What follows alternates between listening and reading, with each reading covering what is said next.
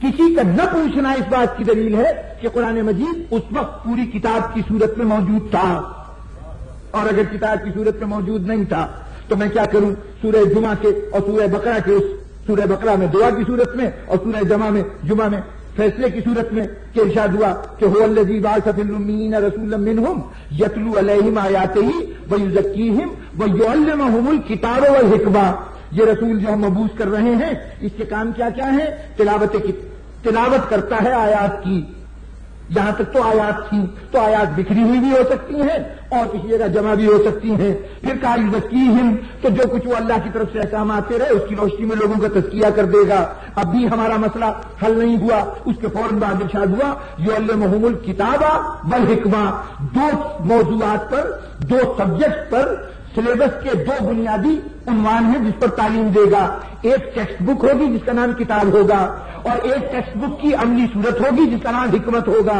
تو اب اللہ سلیبس کا اعلان کر رہا ہے، رسول کلاس میں آ کے لیکچر دینا شروع کر دیتا ہے، پڑھانا شروع کر دیتا ہے۔ تو مجھے یہاں کا تو پتہ نہیں، یہ ہمارے یہاں کے ٹیکسٹ بک بورڈ نہیں ہے کہ سلیبس تو پرووائڈ ہو گیا، کتاب ابھی چھپ کے بازار میں آئی نہیں۔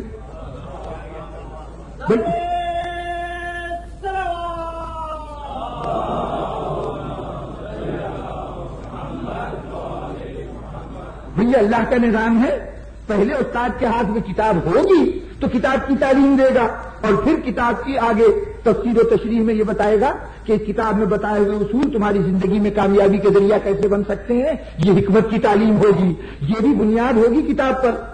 اصولاً تو تلاوت بھی کتاب سے، تزکیہ نفس بھی کتاب سے، لیکن چونکہ وہاں کہا نہیں گیا تھا تو اس لیے ممکن تھا کہ بگڑی ہوئی آیتیں بھی تلاوت ہو سکتی ہے اور ذہنوں میں محفوظ آیتوں سے بھی تزکیہ نفس ہو سکتا ہے۔ لیکن جب یہ کہہ دیا گیا کتاب کی تعلیم دے گا تو اب تو مجبوری ہے کہ سوائے اس کے کوئی راستہ نہیں کہ یہ ماننا پڑے کہ کتاب اس وقت موجود تھی جب یہ حکم سپرد کیا گیا لوگوں کو ہدایت دینے کا۔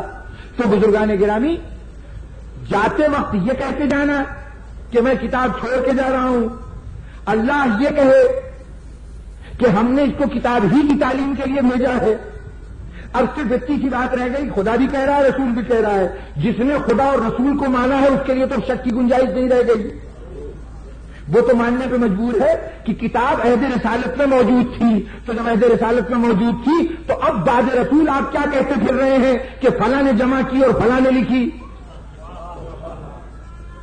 کتاب تو قرآن مجید تو عہد رسالت میں قرآن کہہ رہا ہے کہ کتاب تھی، رسول فرما رہے ہیں کتاب تھی، اور اب اگر آپ کو کسی وجہ سے، میں نہیں کہہ سکتا کہ خدا اور رسول پہ بھروسہ کوئی مسلمان کیسے رہ سکتا ہے کہ وہ خدا کی بات پہ یقین نہ کرے اور رسول کی بات پہ یقین نہ کرے۔ جو خدا اور رسول کی بات پہ یقین نہیں کرتا، میں تو سمجھتا ہوں کہ اس کو حق ہی نہیں پہنچتا کہ وہ تاریخ کی بنیاد پر کوئی بات کو مانے۔ لیکن اگر خدا اور رسول کے علاوہ آپ تاریخ سے دلیل چاہتے ہیں تو تاریخ میں ایک دو نہیں متعدد ثبوت اس بات کے کہ ادھر نزول قرآن شروع ہوا ہے، ادھر کتاب کی صورت میں ڈھلنا شروع ہو گیا ہے، ایک لمحے کا توقف نہیں ہوا۔ کل میں نے ایک منظر دکھایا تھا کہ غار حرا کی جو گفتگو مسلمان نے نقل کی اس سے ہی اندازہ ہو رہا ہے کہ جو پہلی وحی ہے وہ بھی زبانی نہیں منتقل ہو رہی۔ اقرا کے جواب میں رسول کا کہنا کہ میں پڑھ نہیں سکتا بقول آپ کے، تو پڑھ نہیں سکتا کی دلیل یہ تھی، کا مطلب یہ تھا کہ جو کچھ بھی آیا ہے وہ تحریر کی صورت میں آیا ہے، تبھی تو کہا جا رہا ہے کہ میں پڑھ نہیں سکتا، ورنہ کہتا میں بول نہیں سکتا۔ لیکن اس سے آگے مکے کی زندگی کتنی پرآشوب زندگی ہے، ہر طرف سے مسائل ٹوٹے پڑ رہے ہیں، بار بار مسلمانوں کو ہجرت کرنا پڑتی ہے، پہلے حبشہ گئے، پھر پلٹ کے واپس آئے، پھر اس کے بعد واپس آنے کے بعد پھر حبشہ گئے۔ جو لوگ واپس آ گئے تھے پتہ چلا کہ غلط فہمی کے تحت آ گئے تھے، یہاں حالات اسی طرح خراب ہیں، تو وہ لوگ پھر ان میں سے بیشتر جو ہیں واپس حبشہ چلے گئے۔ پھر اس کے بعد حکم ہوا کہ اچھا مدینے چلے جاؤ، تو حضور تو مدینے کے کم و بیش آخری فرد ہے جس نے ہجرت کی ہے۔ ذہنوں میں یہ بات واضح ہو جائے کہ حضور آخری شخصیت ہیں جنہوں نے ہجرت کی ہے، باقی سارے مسلمان پہلے ہجرت کر چکے تھے۔ بس مدینے میں یہ خبر مشہور تھی کہ حضور آنے والے ہیں، آج آنے والے ہیں، کل آنے والے ہیں، تو جتنے مہاجر پہلے گئے تھے ان کا کام یہ تھا کہ اور انصار کو لے کے روزانہ مدینے کے مکے کے رستے میں آ کے بیٹھ جاتے تھے کہ شاید آج حضور تشریف لے آئے، آج حضور تشریف لے آئے، اور حتیٰ کہ ایک دن حضور تشریف لے آئے تو حضور تو آخری آدمی تھے عزت کرنے والے، سارے مسلمان مصائب سے تنگ آ کے مکے سے جا رہے ہیں۔ حالت یہ ہے کہ اسلام قبول کر رہے ہیں وہ لوگ ابتدا میں کہ جو زیر دست ہیں، یعنی گھر کے افراد سے باہر نکل کے جو اسلام پھیلا ہے، تو اب بلال حبشی غلام ہیں، وہ اسلام قبول کر رہے ہیں، حضرت عمار یاسر، ان کی والدہ سمیہ، ان کے والد یاسر، یہ لوگ سب غلام ہیں، اب یہ سب اسلام قبول کر رہے ہیں۔ تو اب جب غلام اسلام قبول کریں گے، جن کی اپنی رائے نہیں ہے، جن کو اپنا اختیار نہیں ہے، جن کی اپنی کوئی ملکیت نہیں ہے، اس عہد میں کتنا مشکل ہے کہ قرآن مجید کو کوئی تحریر کی صورت میں رکھے۔ یہ غلام جو دوسرے کی تحریر میں رہتا ہے، اس کی ملکیت ہے، اس کے اوپر مستقل آقا کی نظر ہے، اور آقا شدید دشمن ہے اس چیز کا جسے قرآن کہتے ہیں، جسے وحی الہی کہتے ہیں۔ تو ایسی صورت میں کتنا دشوار ہوگا کہ اس عہد کے مسلمان قرآن کو تحریر کی صورت میں رکھے۔ آسان ترین کام یہی ہوگا کہ آئے اترے، دو چار کو بلا کے یاد کرا دی جائے، اس وقت آ جا کے دوسروں کو سنا دو، سینہ بسینہ منتقل ہو، یہ آسان تھا۔ اس پراشوب عہد میں مدینے میں جو دل چاہے ہو، لیکن مکے کے جو حالات ہیں، اور وہ بھی ابتدائی حالات ایسے ہیں کہ اتنا پراشوب زمانہ ہے کہ اس میں کسی کے پاس اسلام کی ذرا سی علامت اس کے لیے موت کا سامان بن سکتی تھی۔ ان حالات میں، ان انتہائی مصیبت کے حالات میں، ایک تو بہت اہم واقعہ ہے، تمام تاریخوں نے نقل کیا، شاید آپ حضرات کی نظر سے نہ گزرا ہو۔ یہ جو مدینے کے لوگ تھے یہ مکے آئے، پہلی مرتبہ 12 آدمی حج کے لیے آئے تھے، اور وہاں انہوں نے خفیہ طور پر حضور کے ہاتھ پر اسلام قبول کیا۔ یہ چونکہ بیعت کرنے کا عمل ایک عقبہ کے ایک گھاٹی میں ہوا تھا، اس لیے اس کو بیعت عقبہ اول کہتے ہیں۔ اگلے سال وہ یہ کہہ کے گئے کہ ہم جا کے تبلیغ کریں گے، دوسروں کو بھی دین کے متعلق بتائیں گے، تو ہم وہاں سے اور لوگوں کو لے کے آئیں گے۔ نتیجتاً اگلے سال وہ اپنے ساتھ 70 افراد کو لے کے آئے، اور یہ 70 افراد بنو ذریق کے افراد کہلاتے ہیں۔ یہ سارے کے سارے نہیں پہنچے مکے میں، حج کے لیے آئے تھے، تو پھر ایک مرتبہ ایک گھاٹی میں حضور سے رات کے وقت ملاقات ہوئی، اور وہاں پر ان سب نے اسلام قبول کیا۔ تو اب چونکہ مدینے میں اچھی خاصی تعداد، 70 یہ 12 پہلے ہو چکے ہیں، یہ تو وہ ہیں کہ جو حضور کے ہاتھ پر آ کے ایمان لائے ہیں، کچھ اور بھی ہیں جو اپنے طور پر ایمان لا رہے ہیں، جیسے حضرت ابوذر غفاری، وہ مدینے میں ہوتے ہوئے پہلے ہی ایمان لا چکے ہیں حضور کی ذات پر، اپنے بھائی کے ذریعے سے، بھائی کو بھیجا تھا، وہ اطلاع لے کے آئے تھے اور انہوں نے کیفیت بتائی تھی، نتیجتاً حضرت ابوذر غفاری نے ایمان کا اعلان کر دیا تھا۔ تو ایسے بہت سے لوگ اور ہیں جو براہ راست یہاں نہیں آئے لیکن ایمان لے آئے۔ یہ 82 آدمی تو وہ ہیں کہ جنہوں نے براہ راست حضور کے ہاتھ پر ایمان قبول کیا۔ تو اب ان کی ضرورت تھی کہ ان کو اسلام کے احکامات کی تعلیم دی جائے، دین کے تقاضے بتائے جائیں۔ تو اس وقت سارا اسلام جتنا بھی قرآن مجید کی صورت میں نازل تھا بس وہی اسلام تھا۔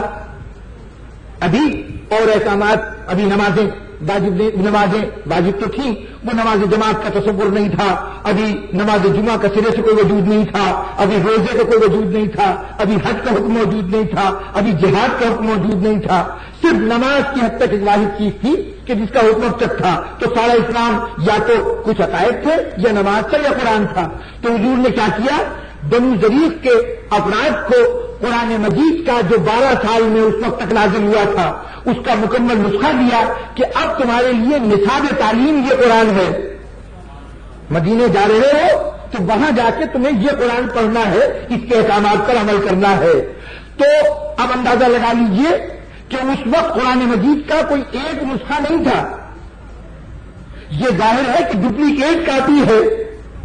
جو مکے کے مسلمان ہوں گے ان کے پاس تو قرآن ہوگا ہی، یہ حضور ایک پورا قرآن جو اس وقت تک نازل ہوا ہے 12 سال، یہ 12ویں سال کی بات ہے، اگلے سال 13ویں سال حضور خود بھی ہجرت کر گئے، تو اس وقت تک جتنا قرآن جمع ہوا تھا وہ تمام کا تمام کتابی صورت میں حضور نے بنو ذریق کے حوالے کیا کہ تم اسے لے جاؤ اور مدینے میں اس کے ذریعے سے تعلیم دو۔ اور حضور کے پہنچنے سے پہلے اہل مدینہ قرآن کی بہت سی آیتوں اور صورتوں کو یاد بھی کر چکے تھے اور نماز بھی پڑھا کرتے تھے۔ یہ سب کام اس نسخہ قرآن کے ذریعے ہوا۔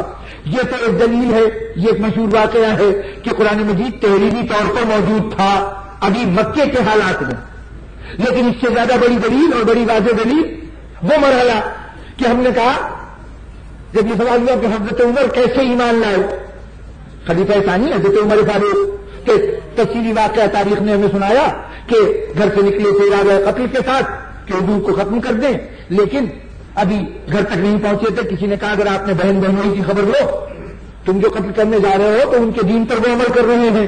وہ گھر پہ آئے تو دیکھا کہ بہن بہنوئی گھر کو بند کیے ہوئے کچھ کام کر رہے ہیں، کوئی عمل کر رہے ہیں، کچھ پڑھ رہے ہیں. تو یہ فوراً پہنچے تو بہن نے جلدی سے اپنے آنچل میں اس چیز کو چھپا لیا جو کچھ بھی وہ پڑھ رہی تھی. انہوں نے اصرار کیا کہ مجھے یہ چیز دی جائے. انہوں نے کہا کہ یہ ہم تمہیں نہیں دے سکتے. بڑی دیر تک مباحثہ ہوتا رہا. آخر بہن نے کہا کہ میں اسی صورت میں دے سکتی ہوں کہ تم حالت کفر میں ہو تو پہلے جا کے غسل کرو، پاک ہو جاؤ، اس لیے کہ جو چیز میرے پاس ہے وہ بڑی پاک و پاکیزہ چیز ہے اور میں کسی نجس کافر کے سپرد نہیں کر سکتی. چنانچہ حضرت عمر فاروق رضی اللہ تعالیٰ عنہ نے اس سارے بات پر عمل کیا، گئے، غسل کیا، اس کے بعد تشریف لائے اور تشریف لانے کے بعد اب ان کے سامنے قرآن مجید کے اجزاء پیش کیے گئے، قرآن مجید کی صورتیں پیش کی گئیں. اب اندازہ لگائیے ذرا حالات کا پورا جائزہ لیجیے کہ اس حالت میں اگر قرآن مجید کسی کے پاس سے نکل آئے تو وہ معاشرے کا ویسے ہی بڑا مجرم ہو سکتا ہے جیسے آج کسی انتہائی ممنوع شے کی برآمدگی کسی کے پاس سے ہو جائے، پورا معاشرہ اس کے جان کا دشمن ہو جائے. اس حالت میں بڑا آسان طریقہ تھا کہ تھوڑا تھوڑا قرآن نازل ہو رہا ہے، پورا قرآن ایک ساتھ تو نہیں آیا، تو جتنا نازل ہوتا جائے اور تیار کرا دیا جائے. لیکن اس نازک مرحلے میں بھی رسول مسلمانوں کو تحریر کے ذریعے قرآن دے رہے، تقریر کے ذریعے سے نہیں دے رہے.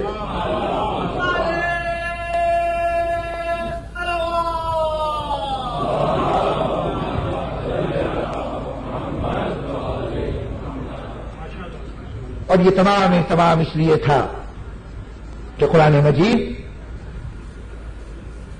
مکمل طور پر محفوظ اسی صورت میں ہو سکتا تھا کہ اسے معصوم ذرائع اپنی نگرانی میں تحریر کرتے. ایک تحریر ایک مرتبہ اگر صحیح لکھی گئی تو اس کی صحت برقرار رہ سکتی ہے. ایک حافظہ ایک مرتبہ صحیح یاد کر لے تب بھی اس بات کی ضمانت نہیں دی جا سکتی کہ کل بھی یہ یاد رہے گا. اس لیے حافظے کے بجائے تحریر کو بنیاد بنایا گیا. اور اب میں عرض کر دوں کہ اس کے لیے پیغمبر اسلام صلی اللہ علیہ وسلم نے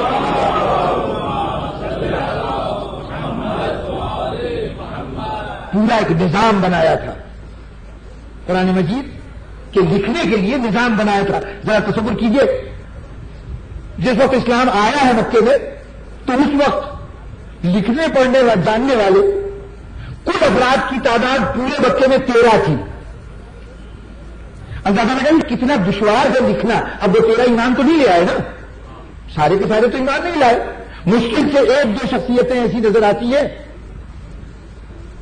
اس وقت تک ایمان لانے والوں میں سن 7 بعثت کا واقعہ ہے، حضرت عمر کا قبولیت اسلام کا واقعہ. جس سال کافروں نے مسلمانوں کو اتنا کمزور پایا کہ ان کو شاہ ابو طالب بھی گرفتار کر دیا. یہ واقعہ حضرت عمر کی ایمان لانے کے بعد کا واقعہ ہے. یہ سن 7 بعثت کا واقعہ ہے. سن 7 بعثت تک جتنے افراد ایمان لائے، زید بن ثابت ایمان لائے ہیں، حضرت ابو بکر ایمان لا چکے ہیں، حضرت عثمان ایمان لا چکے ہیں، حضرت عمار یاسر ایمان لا چکے ہیں، ان کے والد یاسر ایمان لا چکے ہیں، سمیہ ایمان لا چکی ہیں.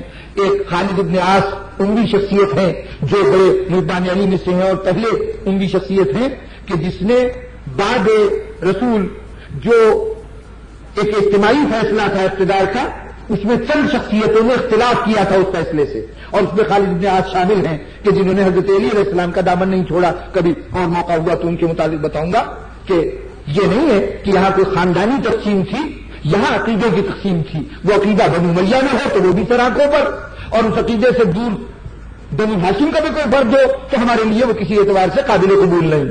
خیر یہ تو جملہ معترضہ تھا. تو